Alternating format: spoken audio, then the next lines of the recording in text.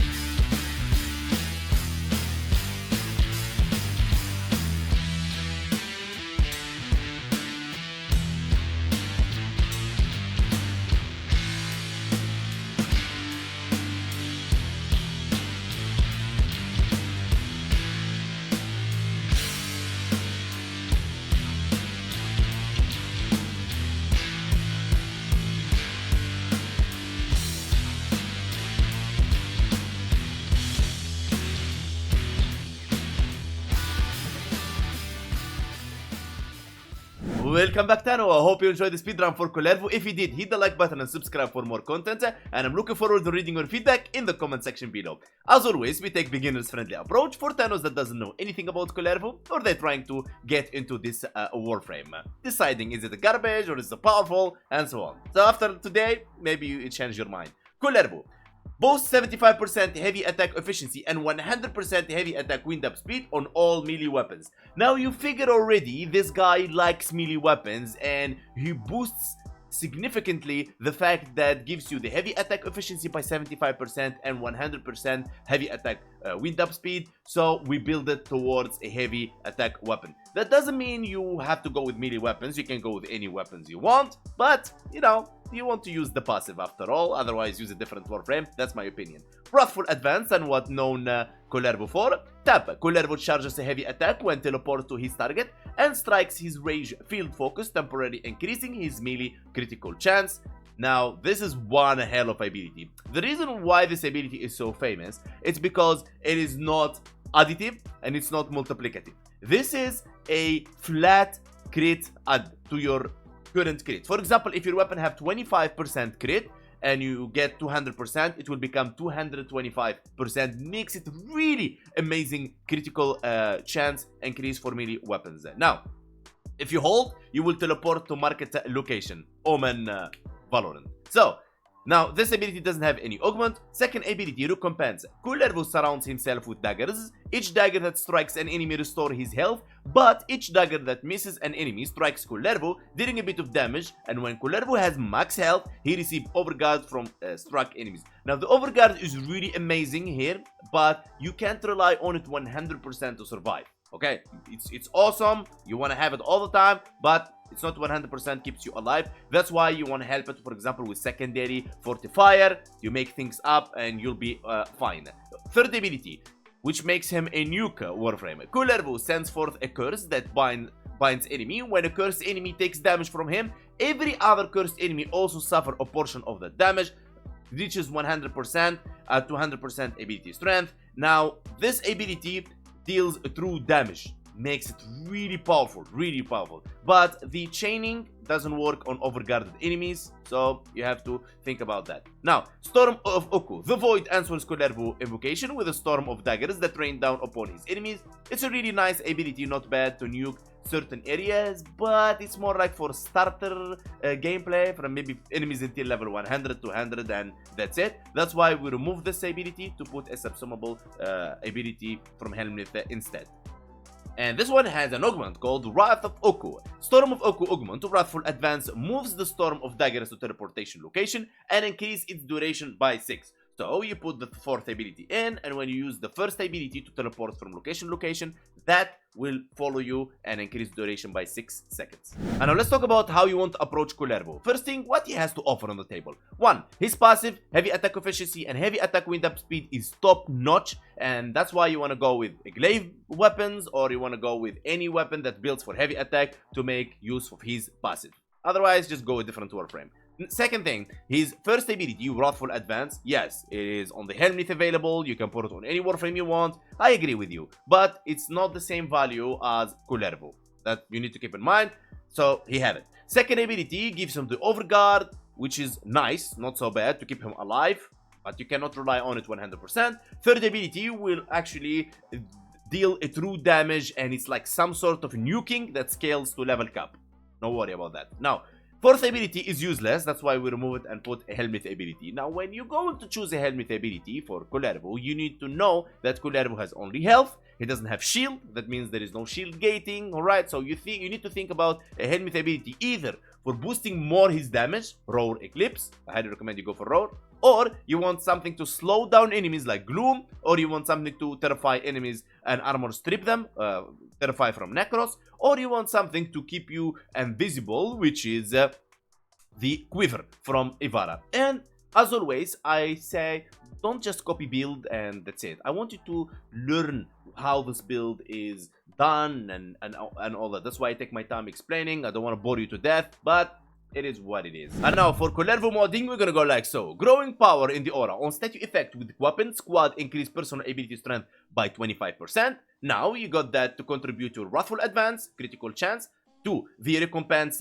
over guard cap, and you got the collective curse for that damage redirection, and you're pretty much good. Now, private sure-footed is optional. Why? If you're using Unairo, you don't need it. If you're making sure your second ability always up with maximum health, Overguard will prevent you from getting knocked down. If you're using secondary fortifier and you're sure a lot of Eximus around you and you have enough Overguard to prevent you from getting knocked down, you don't need premature footed. Now, if you want to use something to like help you with the knockdown, Handspring is the way to go. Alright? Otherwise, remove it and use something else. Ambulant SC5 for strength, Flow for energy, Continuity for duration, Stretch for ability range, Ogre Message for the duration, not for the shield. It doesn't mean anything that 40% energy spent on abilities is converted to shields. Quick Thinking drains energy to stop lethal damage with 240% efficiency. Now this will help you a lot and will keep you alive a lot when it comes to that all of a sudden blow you get out of nowhere from an Eximus unit or a melee swing from a Thrax or anything, alright? It will help you. Now, we got the Hunter Adrenaline to help out as well. Converts 45% of damage on health to energy without shields. Ally Overguard imitates health and also gives you that 75% companion damage on enemies affected by Slash. If you don't know how powerful Companions is right now, you can check my channel. Companions can kill level cap these days. Alright, now, Rolling Guard is a must-have in here. It's one of the keys, alright? Become invulnerable for 3 seconds and remove all statue effects for 7 seconds.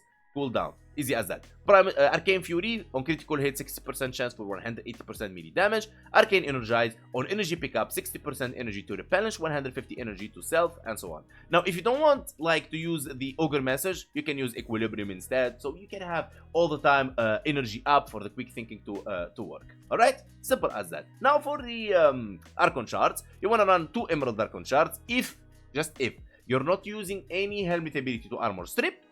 So you just go for 2 Emerald Archon Shards, so you can use your primary or secondary weapons to do so. Easy as that. Now, also, you can use the 2 Emerald Archon Shards to armor strip if you're going to be using Tempest Barrage instead of Quiver. You get the point here. Now, 2 Violet Archon Shards, of course you want to have them Tau Forged, if you're rich enough. Alright, 25% melee critical damage when energy max beyond 500, the damage boost is doubled. Now, Tau Forged Ember Archon, you want it for the casting speed. If it's not Tau Forge, it's okay. You can use the normal one, or you just can go for Violet Archon Shards. Alright? You always maneuver around things. Now let me show you how exactly this build works. And now let me teach you how to use this build. First thing first, fourth ability is what will keep you invisible. Now you can cast it and you can move around, alright, as so. Or you can use the first ability as well. So I put one in here, alright? Like right about here. And I will just teleport in here and put another one here. And I can just maneuver here and there. Now, remember, Tenno, that when you're going to use your operator, let's say, for example, my Warframe is invisible here, and I use my operator, I will attract enemies' bullets. They will attack this direction, so my Warframe will be invulnerable to those bullets. So remember to move away always from your Warframe, and your operator doesn't matter. He dies, he will just come back to your invisible Warframe right about here. That's to clear it out of the way. Now, remember, second ability will hit you if there is no enemies around. So make sure to use the second ability when there is nearby enemies. Okay? It will make you invulnerable. It will not cleanse your statue effect. Remember that. That's why you got Rolling Guard for bad situations and cleansing yourself. Okay, now, third ability, you will chain those enemies like you see right about there. Now, if I damage this guy, okay, the rest of them will get damaged as well with the percentage of true damage of the damage I'm dealing to this guy. It will ignore armor, but it will not ignore damage reduction that enemies has. So stripped enemies will receive more damage. Okay? Capito. Now, something else I would say, for example, if you want to help your overguard, you can use a secondary weapon with secondary fortifier, and you hit Eximus units to get that amazing overguard up all the time, and that will help you not get knocked down and stuff. But overguard 15,000, it's not so much. Now, decision is yours. Okay, so how exactly you play this is really simpler than you think. So, what are we gonna do?